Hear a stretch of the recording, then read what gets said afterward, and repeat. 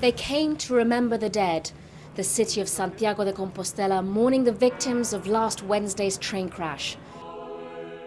Traditionally, at this time of year, the imposing cathedral is the site of celebrations for the Feast of St. James. But on this day, it was where relatives of the deceased gathered with Spanish politicians and members of the royal family, paying homage to lives lost in the tragic accident.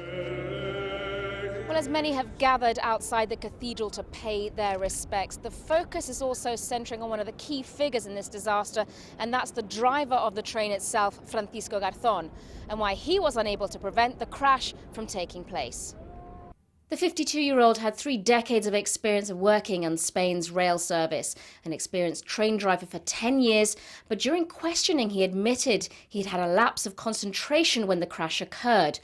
A shock for colleagues who viewed him to be a responsible driver.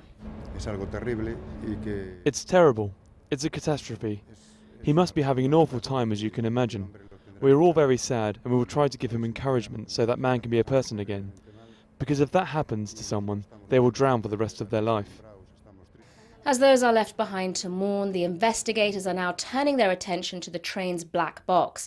There possibly lie the answers as to why Garzón failed to brake in time, or if there was indeed a mechanical fault that played a part in this disaster. Sonia Gallego, Al Jazeera, Santiago de Compostela.